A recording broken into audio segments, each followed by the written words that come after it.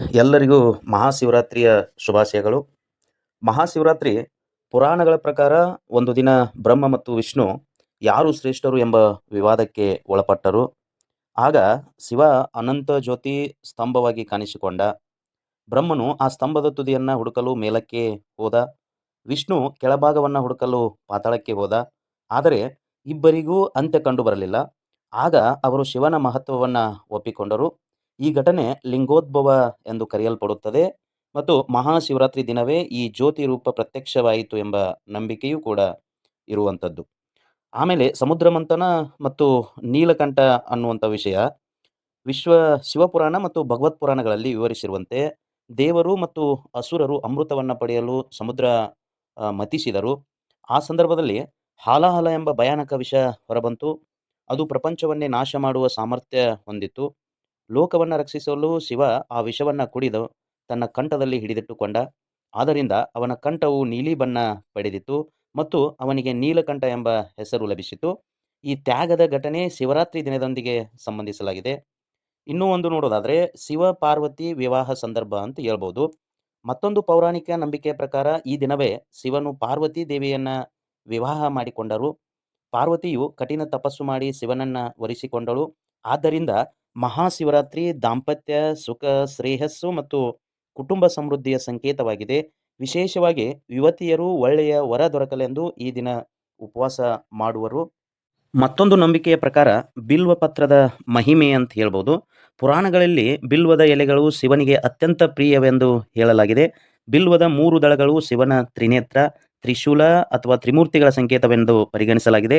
ಶಿವರಾತ್ರಿ ದಿನ ಬಿಲ್ವಪತ್ರ ಅರ್ಪಿಸುವುದರಿಂದ ಪಾಪ ವಿಮೋಚನೆ ದೊರೆಯುತ್ತದೆ ಎಂಬ ನಂಬಿಕೆ ಕೂಡ ನಮ್ಮ ಹಿಂದೂ ಪುರಾಣಗಳಲ್ಲಿ ಇರುವಂಥದ್ದು. ಮಹಾಶಿವರಾತ್ರಿಯ ಪೌರಾಣಿಕ ಕಥೆಗಳು ನಮಗೆ ದೈವತ್ವದ ಮಹತ್ವ ಮತ್ತು ತ್ಯಾಗದ ಮೌಲ್ಯ, ಭಕ್ತಿಯ ಶಕ್ತಿಯನ್ನು ತಿಳಿಸುತ್ತವೆ.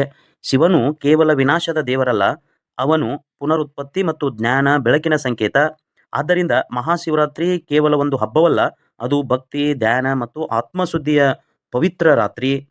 ನಮ್ಮ ಮಹಾಶಿವರಾತ್ರಿಯನ್ನು ವೈಜ್ಞಾನಿಕ ಮತ್ತು ಮಾನಸಿಕ ಅಂಶಗಳ ಮೂಲಕ ನೋಡೋದಾದರೆ, ಖಗೋಳೀಯ ಅಂಶದಲ್ಲಿ ನೋಡೋದಾದರೆ ಶಿವರಾತ್ರಿ ಸಾಮಾನ್ಯವಾಗಿ ಅಮಾವಾಸ್ಯೆಗೆ ಮುನ್ನ ರಾತ್ರಿ ಅಂದರೆ ಕೃಷ್ಣ ಪಕ್ಷ ಚತುರ್ದಶಿ ಎಂದು ಬರುತ್ತದೆ. ಈ ಸಮಯದಲ್ಲಿ ಚಂದ್ರನು ಕ್ಷೀಣ ಸ್ಥಿತಿಯಲ್ಲಿ ಇರುವನು. ಚಂದ್ರನ ಗರಿಷ್ಠ ಅಥವಾ ಕನಿಷ್ಠ ಆಕರ್ಷಣ ಶಕ್ತಿಗಳು ಗ್ರಾವಿಟೇಷನಲ್ ಫುಲ್ ಅಂತ ಏನು ಹೇಳ್ತೀವಿ, ಸಮುದ್ರದ ಅಲೆಗಳ ಮೇಲೆ ಪರಿಣಾಮ ಬೀರುತ್ತವೆ. ಮಾನವ ದೇಹದಲ್ಲಿ ಸುಮಾರು 60% ನೀರು ಇರುತ್ತದೆ.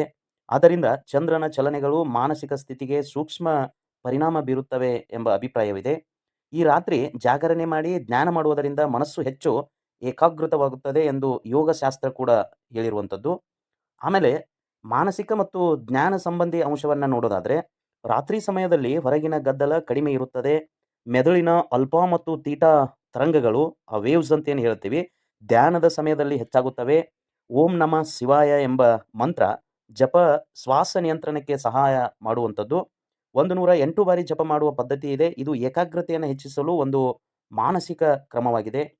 ಮತ್ತು ಇನ್ನೊಂದು ಅಂಶವನ್ನು ನೋಡೋದಾದರೆ ಉಪವಾಸದ ಆರೋಗ್ಯದ ಲಾಭ ಕೂಡ ಇರುವಂಥದ್ದು. ಶಿವರಾತ್ರಿ ದಿನ ಹಲವರು ಉಪವಾಸ ಮಾಡುತ್ತಾರೆ. ವೈಜ್ಞಾನಿಕವಾಗಿ ನೋಡೋದಾದರೆ ಮಧ್ಯಂತರ ಉಪವಾಸ, ಇಂಟರ್ಮಿಟೆಂಟ್ ಫಾಸ್ಟಿಂಗ್ ಅಂತೇಳಿ ಕರಿಬೋದು, ದೇಹದ ಜೀರ್ಣಾಂಗಕ್ಕೆ ವಿಶ್ರಾಂತಿಯನ್ನು ನೀಡುತ್ತದೆ. ಕೆಲ ಅಧ್ಯಯನಗಳ ಪ್ರಕಾರ 12-24 ಗಂಟೆಗಳ ಉಪವಾಸ ಮೆಟಾಬಾಲಿಸಮ್ ಸುಧಾರಿಸಲು ಸಹಾಯ ಮಾಡಬಹುದು. ಉಪವಾಸದ ಸಮಯದಲ್ಲಿ ದೇಹದಲ್ಲಿ ಆಟೋಫ್ಯಾಗಿ ಪ್ರಕ್ರಿಯೆ ಸಕ್ರಿಯವಾಗಬಹುದು ಎಂದು ಸಂಶೋಧನೆಗಳು ಕೂಡ ಸೂಚಿಸುತ್ತವೆ. ಮತ್ತೊಂದು ಅಂಶ ನೋಡೋದಾದರೆ ನಿದ್ರೆ ಜಾಗರಣೆ ಚಕ್ರ ಅಂತ ನೋಡ್ಬೋದು. ಒಂದು ವರ್ಷದಲ್ಲಿ ಒಂದು ರಾತ್ರಿ ಜಾಗರಣೆ ಮಾಡುವುದು ದೇಹದ ಸಿರ್ಯಾಡಿಯನ್ ರಿದಮ್ ಬಗ್ಗೆ ಅರಿವು ಮೂಡಿಸುತ್ತದೆ. ಆದರೆ ಇದು ಆರೋಗ್ಯದ ದೃಷ್ಟಿಯಿಂದ ಎಲ್ಲರಿಗೂ ಸೂಕ್ತವಲ್ಲ. ಆದ್ದರಿಂದ ಜಾಗರಣೆಯ ನಂತರ ಸಮರ್ಪಕ ವಿಶ್ರಾಂತಿ ಅಗತ್ಯ ಅಂತ ಕೂಡ ಬರೆಯಲಾಗಿದೆ.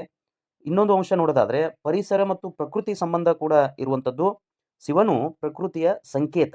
ಬಿಲ್ವಪತ್ರ, ನೀರು, ಹಾಲು ಮೊದಲಾದ ನೈಸರ್ಗಿಕ ವಸ್ತುಗಳ ಬಳಕೆ ಪ್ರಕೃತಿಯೊಂದಿಗೆ ನಂಟನ್ನು ತೋರಿಸುತ್ತದೆ. ಸಮೂಹ ಪ್ರಾರ್ಥನೆಗಳು ಸಾಮಾಜಿಕ ಬಾಂಧವ್ಯವನ್ನು ಬಲಪಡಿಸುತ್ತವೆ. ಸೋಷಿಯಲ್ ಬಾಂಡಿಂಗ್ ಎಫೆಕ್ಟ್ ಅಂತೇಳಿ ಹೇಳ್ಬೋದು. ಆಮೇಲೆ ಶಿವರಾತ್ರಿಯ ವೈಜ್ಞಾನಿಕ ಮಹತ್ವ ಮುಖ್ಯವಾಗಿ ಚಂದ್ರಚಕ್ರ ಮತ್ತು ಮಾನಸಿಕ ಸ್ಥಿತಿ, ಧ್ಯಾನ ಮತ್ತು ಏಕಾಗ್ರತೆ, ಉಪವಾಸದ ಆರೋಗ್ಯ ಪ್ರಯೋಜನ, ಸಾಮಾಜಿಕ ಏಕತೆ ಇವೆಲ್ಲವುಗಳನ್ನು ಒಳಗೊಂಡಿರುವಂಥದ್ದು. ಹೀಗಾಗಿ ಶಿವರಾತ್ರಿ ಧಾರ್ಮಿಕ ಆಚರಣೆ ಮಾತ್ರವಲ್ಲ, ಅದು ಮನಸ್ಸು, ದೇಹ, ಪ್ರಕೃತಿಗಳ ಸಮತೋಲನದ ಸಂದೇಶವನ್ನು ನೀಡುವ ಪವಿತ್ರ ರಾತ್ರಿ ಅಂತ ಹೇಳ್ಬೋದು. ಸ್ನೇಹಿತರೆ, ಮಹಾಶಿವರಾತ್ರಿ ಕೇವಲ ಒಂದು ಹಬ್ಬವಲ್ಲ, ಅದು ನಮ್ಮೊಳಗಿನ ಅಂಧಕಾರವನ್ನು ದೂರ ಮಾಡುವ ಒಂದು ಆತ್ಮಯಾತ್ರೆ. ಈ ಪವಿತ್ರ ರಾತ್ರಿ ನಮಗೆ ನೆನಪಿಸುತ್ತದೆ, ಜೀವನದಲ್ಲಿ ಎಷ್ಟೇ ಕಷ್ಟಗಳಾಗಲಿ, ಮನಸ್ಸು ಶಾಂತವಾಗಿದ್ದರೆ ನಾವು ಎಲ್ಲವನ್ನ ಜಯಿಸಬಹುದು. ಶಿವನು ಹಾಲಾಹಲ ವಿಷವನ್ನ ತನ್ನ ಕಂಠದಲ್ಲಿ ಹಿಡಿದಿಟ್ಟುಕೊಂಡಂತೆ, ನಮ್ಮ ಜೀವನದಲ್ಲಿಯೂ ನೋವು, ಕೋಪ, ಅಸೂಯೆ ಇಂತಹ ವಿಷಗಳನ್ನ ಒಳಗೆ ನಿಯಂತ್ರಿಸಿ ಹೊರಗೆ ಪ್ರೀತಿ ಮತ್ತು ಶಾಂತಿಯನ್ನು ಹರಡಬೇಕು. ಶಿವರಾತ್ರಿ ನಮಗೆ ಆತ್ಮನಿಗ್ರಹ, ತ್ಯಾಗ ಮತ್ತು ಭಕ್ತಿಯ ಮೌಲ್ಯಗಳನ್ನು ಕಲಿಸುತ್ತದೆ. ಒಂದು ರಾತ್ರಿ ಜಾಗರಣೆ ಮಾಡುವುದರಿಂದ, ಒಂದು ದಿನ ಉಪವಾಸ ಮಾಡುವುದರಿಂದ, ಒಂದು ಮಂತ್ರವನ್ನ ಪುನಃ ಪುನಃ ಜಪಿಸುವುದರಿಂದ ನಮ್ಮೊಳಗಿನ ಶಕ್ತಿ ಎಷ್ಟು ಅಪಾರವಿದೆ ಎಂಬುದನ್ನು ಅರಿವಾಗುತ್ತದೆ. ಶಿವನು ವಿನಾಶದ ದೇವರು ಎನ್ನುತ್ತಾರೆ, ಆದರೆ ಆ ವಿನಾಶವೇ ಹೊಸ ಸೃಷ್ಟಿಗೆ ದಾರಿ ಮಾಡಿಕೊಡುತ್ತದೆ. ಅದೇ ರೀತಿ ನಮ್ಮೊಳಗಿನ ಅಹಂಕಾರ, ದುಷ್ಪ್ರವೃತ್ತಿ ಮತ್ತು ಅಜ್ಞಾನವನ್ನು ದೂರ ಮಾಡಿದಾಗ ಹೊಸ ಜ್ಞಾನ ಮತ್ತು ಬೆಳಕು ಉದಯಿಸುತ್ತದೆ. ಈ ಮಹಾಶಿವರಾತ್ರಿ ನಮ್ಮ ಹೃದಯಗಳಲ್ಲಿ ಶಾಂತಿ, ನಮ್ಮ ಚಿಂತನೆಗಳಲ್ಲಿ ಪಾವಿತ್ರ್ಯ ಮತ್ತು ನಮ್ಮ ಜೀವನದಲ್ಲಿ ಸದ್ಭಾವನೆ ತುಂಬಲಿ. ನಮ್ಮೊಳಗಿನ ಓಂ ನಾದ ಸದಾ ಮೊಳಗಲಿ. ಇನ್ನೊಮ್ಮೆ ಎಲ್ಲರಿಗೂ ಮಹಾಶಿವರಾತ್ರಿಯ ಶುಭಾಶಯಗಳು. ನಮಸ್ಕಾರ.